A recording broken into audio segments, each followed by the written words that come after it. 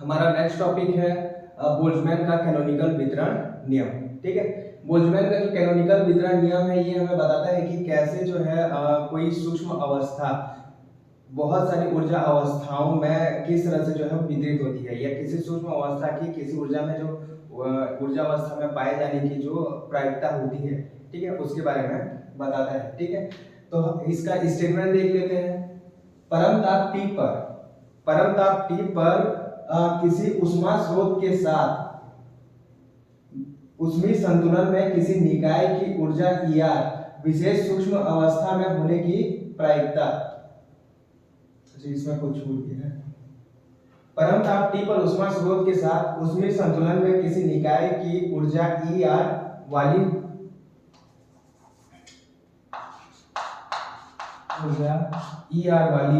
किसी विशेष सूक्ष्म अवस्था में होने की प्रायिकता e⁻⁻⁰ के अनुक्रमानुपाती होता है। ठीक है, जैसे हम लोग के पास कोई निकाय है, उस निकाय की एक ऊर्जा अवस्था क्या है, R है। ठीक है, ऊर्जा अवस्था जो है वो हम लोग के पास एक निकाय है, एक छोटा सा जो है वो निकाय है। इसकी मान लेते हैं ये कोई ऊर्जा अवस्था R में है, तब इसकी जो प्रायिकता PR होगी, ठीक है, इसकी जो प्रायिकता PR होगी वो इसकी ऊर्जा ER, अगर इसकी ऊर्जा ER है तो ये जो फैक्टर है हम लोग को इसको आगे देखेंगे हम लोग, इसको हम लोग बोलते हैं बोल्ट्जमैन गुणांक। इसके जो है वो समानुपाती होता है। किसके समानुपाती होगा, e⁻⁻⁰ के समानुपाती होता है। ठीक है, या फिर इसको समानुपाती को हटाएंगे तो एक जो है वो कांस्टेंट का यूज करेंगे, PR इक्वल टू क्या आ जाएगा, C e⁻⁻⁰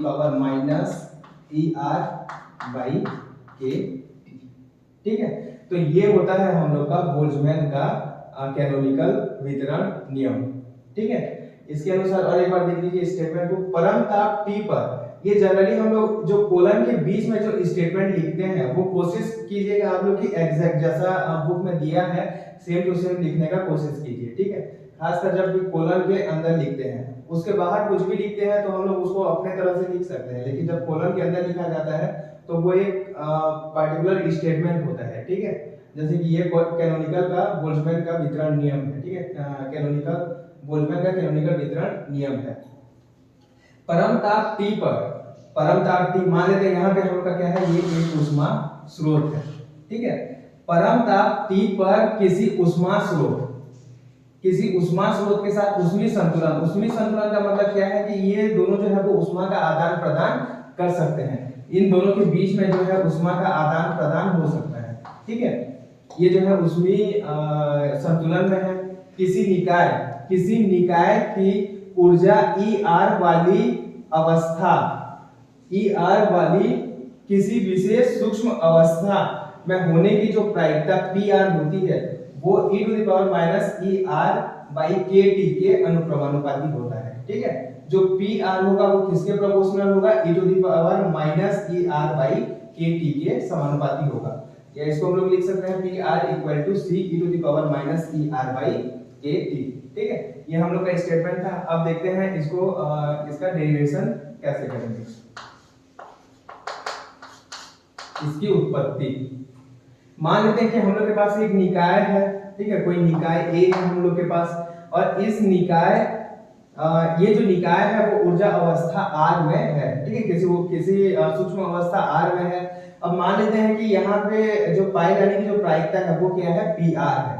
ठीक है, और इसकी जो ऊर्जा है वो क्या है, ER, और यहाँ जो सूक्ष्म अवस्थाओं की संख्या है वो क्या हो जाएगा, कैसे रिप्रेजेंट करेंगे, इसको हम लोग ω∗ER से इस तरह से रिप्रेजेंट करते हैं। ठीक है, अब माना कि ये जो निकाय है ये एक ऊष्मा स्रोत, ये हम लोग का क्या है, कोई ऊष्मा स्रोत है। ठीक है, और इस ऊष्मा स्रोत के साथ जो है वो ऊष्मीय संतुलन में है। ठीक है, ये ऊष्मा स्रोत के साथ ऊष्मीय संतुलन है। ऊष्मागतिकी में हम लोग जानते हैं ऊष्मीय संतुलन के लिए शर्त क्या होता है कि दोनों का जो टेम्परेचर है वो बराबर होना चाहिए। मान लेते हैं कि ये जो निकाय है इसका टेम्परेचर क्या है, T है। ठीक है, इस ऊष्मा स्रोत की जो ऊर्जा, और ये जो पूरा समुदाय होगा, ठीक है, ये जो पूरा होगा हम लोग का एक समुदाय होगा, तो इस समुदाय की जो ऊर्जा है मान लेते हैं E है। ठीक है, ये जो पूरा एक समुदाय है जो एंसेंबल है इसकी ऊर्जा E है, और इसकी जो हम लोग का निकाय है उसकी ऊर्जा ER है और जो स्रोत है इसकी ऊर्जा ES है। इसका मतलब क्या होगा कि जो हम लोग का ER प्लस ES मतलब निकाय की ऊर्जा प्लस स्रोत की ऊर्जा, ये जो होगा कुल ऊर्जा E के बराबर होगा और ये जो है एक क्या होगा, क्या बोलते हैं, एक कांस्टेंट वैल्यू होगा। ठीक है, ER प्लस ES का जो वैल्यू है वो E आ जाएगा और यहाँ पे ES का वैल्यू क्या आ जाएगा, क्या लिख सकते हैं हम लोग, E माइनस ER।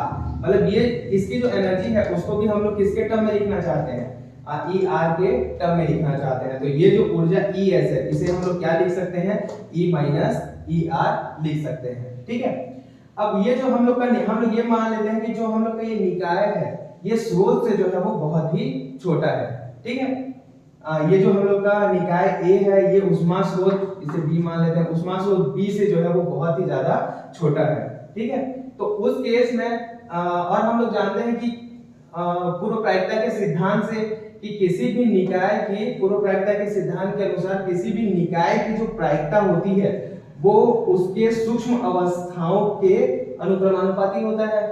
ठीक है, ये जो है हम लोग का जो प्रायिकता PR होगा, ठीक है, PR जो है वो किसके अनुक्रमानुपाती होगा, इज प्रोपोर्शनल टू ER होगा। ठीक है, ये ओमेगा ER सूक्ष्म अवस्थाओं की संख्या ओमेगा ER के जो है वो समानुपाती होना चाहिए। ठीक है, लेकिन क्योंकि यहाँ पे जो उष्मा स्रोत है हम लोग का बहुत ही बड़ा है, ठीक है, जो उष्मा स्रोत है ये बहुत ही बड़ा है, तो पूरे समुदाय के अगर हम लोग सूक्ष्म अवस्थाओं की संख्या देखें, ठीक है, तो इसमें ये अवस्था एक ही है, यहाँ पे जो R लिखे हैं यहाँ पे जो S लिखे हैं दोनों एक ही अवस्था है। जैसे हम लोग यहाँ पे क्या लिखते थे, R लिखते थे और यहाँ पे n-R लिखते थे ना, ठीक उसी प्रकार यहाँ पे जो ऊर्जा है वो ER है और यहाँ पे ऊर्जा क्या है, ये E माइनस ER है। तो दोनों जो है वो एक ही अवस्था है, मतलब ये निकाय का एक अवस्था है जहाँ पे ये ER अवस्था में है और ये जो है E माइनस ER अवस्था में है। ठीक है, तो यहाँ पे जो सूक्ष्म अवस्थाओं की संख्या R अवस्था के लिए, यहाँ पे सूक्ष्म अवस्थाओं की संख्या क्या हो जाएगा, ओमेगा E माइनस ER। तो क्योंकि जो हम लोग का स्रोत है उष्मा स्रोत है वो बहुत ही बड़ा है, तो हम लोग ये मान सकते हैं कि जो सूक्ष्म अवस्थाओं की पूरे निकाय की जो सूक्ष्म अवस्थाओं की संख्या होगी वो E माइनस ER के बराबर होगी। ठीक है, क्योंकि ये वैल्यू जो है वो ज्यादा होगा। ठीक है, तो इसे कंपैरिजन में ये वैल्यू जो है वो बहुत ही ज्यादा होगा। तो जो कुल सूक्ष्म अवस्थाओं की संख्या है यहाँ पे हम लोग ER न लिखे, ER होना चाहिए, ठीक है, लेकिन ER न लिखे हम लोग ये लिखेंगे कि PR जो है वो किसके समानुपाती है, ओमेगा E माइनस ER के समानुपाती है। ठीक है, ये जो है ओमेगा E माइनस ER के समानुपाती होगा। या इसको हम लोग क्या लिख सकते हैं, ऐसा इसलिए लिखे हैं क्योंकि ये जो मतलब हम लोग का जो उष्मा स्रोत है ये बहुत ही बड़ा है, किसके कंपैरिजन में, निकाय के कंपैरिजन में। ठीक है, यहाँ पे होना ER चाहिए था, ठीक है, ये यहाँ पे होना चाहिए था, लेकिन इसकी जगह हम लोग क्या यूज करेंगे, ये टर्म यूज करेंगे क्योंकि यहाँ पे जो है सूक्ष्म अवस्थाओं की संख्या अधिकतम होगी। तो ये क्या हो जाएगा हम लोग का PR, अगर इसे हटाएंगे तो एक कांस्टेंट का यूज करेंगे ओमेगा E माइनस ER। ये इसे कोई इक्वेशन ले लेते हैं, equation number 1।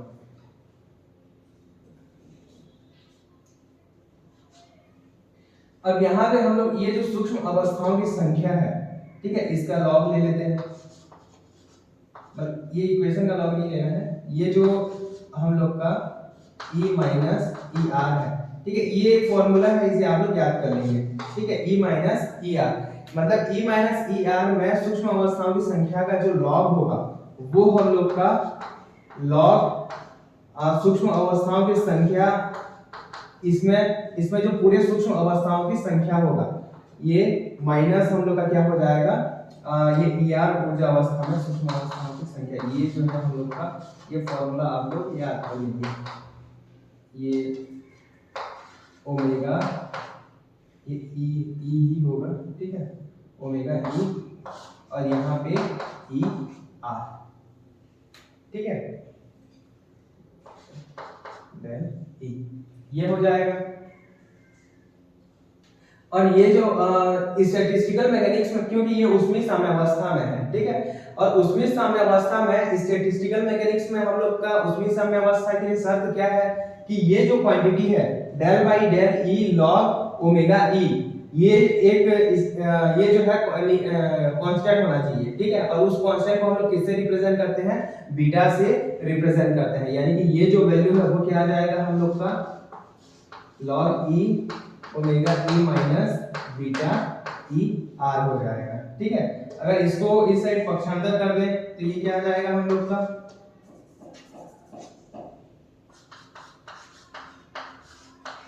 log e omega e minus e r minus log omega e equal to minus beta e r आ जाएगा, ठीक है।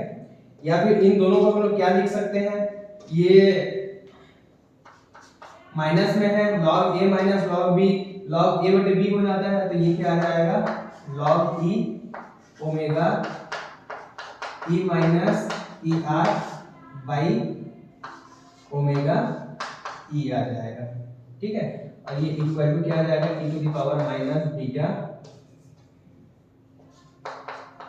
सॉरी ये क्या बोलते हैं, ये हम लोग क्या आ जाएगा माइनस बीटा e r आ जाएगा। अगर यहाँ पे ये log को हम लोग पक्षांतर कर दें तो ये क्या बोलते हैं एक्सपोनेंशियल में आ जाएगा, ठीक है। तो यहाँ से हम लोग का क्या मिल जाएगा, हम लोग को omega e minus e r का जो वैल्यू है वो हम लोग को मिल जाएगा omega e into e to the power minus beta e r, ठीक है। जो हम लोग को omega e minus e r equal to omega e into the power minus beta e r मिल जाएगा, ठीक है। अब अगर ये वैल्यू हम लोग इक्वेशन 1 में रखें, ठीक है, इक्वेशन 1 में अगर ये वैल्यू को हम लोग रखें तो हम लोग का जो प्रोबेबिलिटी है पी आर है, जो प्रायिकता है, ठीक है, ये हम लोग को क्या मिल जाएगा C into omega E to the power minus beta E R, ठीक है।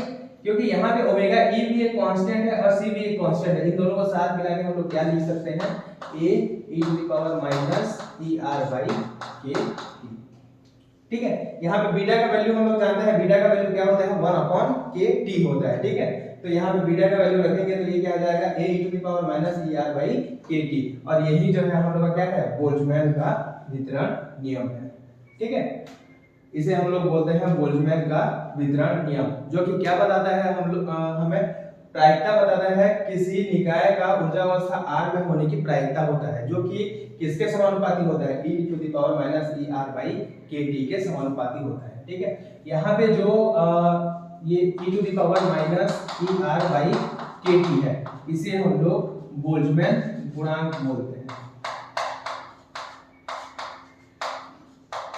बोल्ट्जमैन गुणांक, ठीक है, बोल्ट्जमैन फैक्टर बोलते हैं।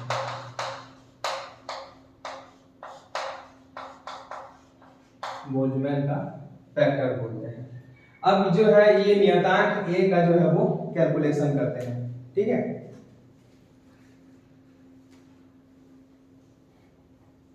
इसमें जो नेक्स्ट टॉपिक है हम लोग का नियतांक a की गणना, ठीक है। नियतांक a की गणना या क्या बोल इसे समीकरण फलन भी बोल सकते हैं, ठीक है। समीकरण फलन के नाम से कभी-कभी जो है वो क्वेश्चन आता है कि समीकरण फलन क्या होता है, ठीक है। ये देखते हैं हम लोग, इसे हम लोग बोलेंगे पार्टीशन फंक्शन,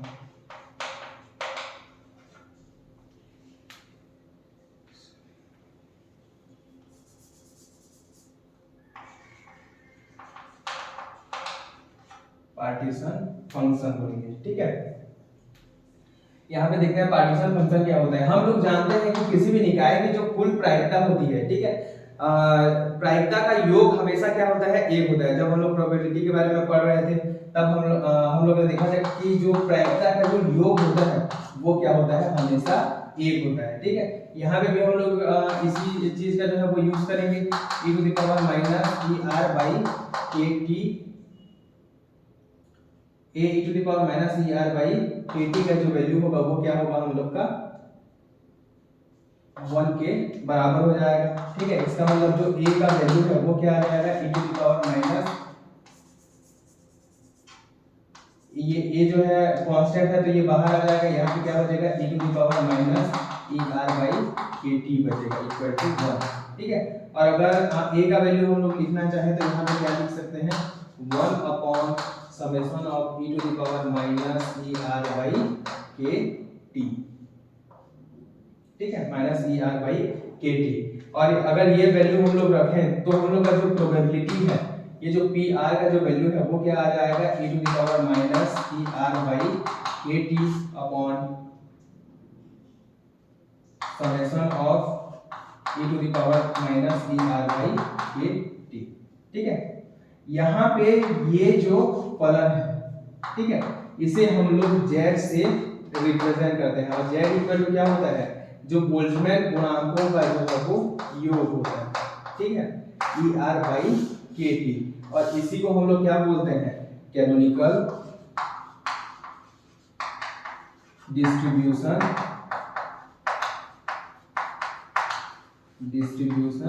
फंक्शन बोलते हैं। ठीक है, इसी को हम लोग क्या बोलते हैं, कैनोनिकल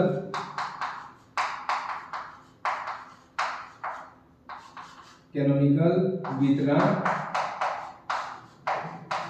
फलन। ठीक है, कैनोनिकल वितरण फलन बोलते हैं। और ये क्या बताता है, ये हम लोग को बताता है कि कोई सूक्ष्म अवस्था ई आर जो है वो कोई सूक्ष्म अवस्था अलग अलग ऊर्जा अवस्थाओं में, एक सूक्ष्म अवस्था जो है वो अलग अलग ऊर्जा अवस्थाओं में, यहाँ पे ये जो समेशन है वो आर होगा, अलग अलग ऊर्जा अवस्थाओं में जो है वो किस प्रकार से रहता है। ठीक है, अलग अलग ऊर्जा अवस्था में उसके पाए जाने की जो प्रोबेबिलिटी है उसको अगर हम लोग को ज्ञात करना है तो हम लोग z का यूज करेंगे, और वो z की जो है हम लोग को जरूरत पड़ती है पार्टीशन फंक्शन की।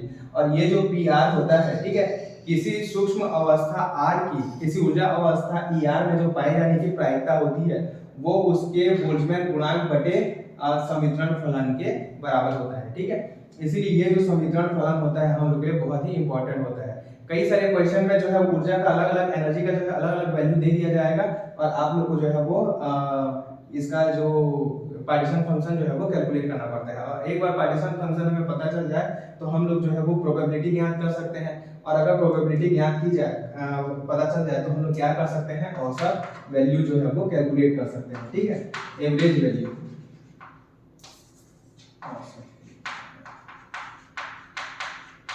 औसत गुण की गणना।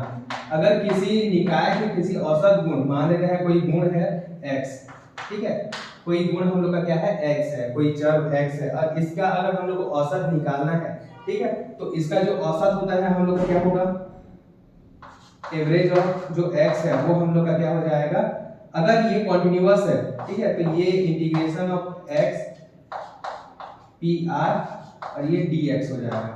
अगर x क्या है, एक सतत, एक जो है वो सतत चर है, मतलब इसमें जो है वो सभी वैल्यू सतत मतलब कॉन्टिन्यूअस चर है। ठीक है, कोई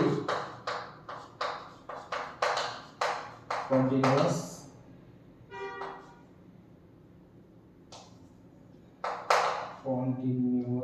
चर, ठीक है,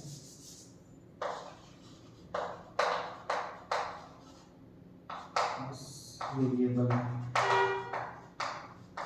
ये जो है कोई कॉन्टिन्यूअस वेरिएबल है। तो ये हम लोग का प्रोबेबिलिटी क्या बोलते हैं, औसत वैल्यू जो है वो इस तरह से ज्ञात करेंगे। अगर ये हम लोग का कोई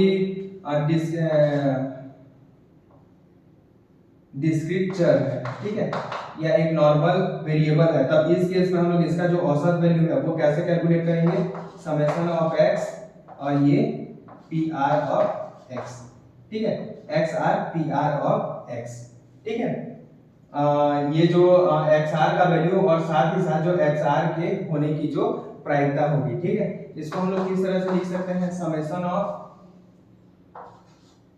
x into E to the power X R into E to the power minus E R by K T upon summation of E to the power minus E R by K T. ठीक है, ये इसे इस तरह से हम लोग लिख सकते हैं। तो औसत गुण जो है वो इस तरह से निकाला जाता है पार्टीशन फंक्शन का यूज करके। तो ये था आप लोग का कैनोनिकल का बोल्ट्जमैन का कैनोनिकल वितरण नियम।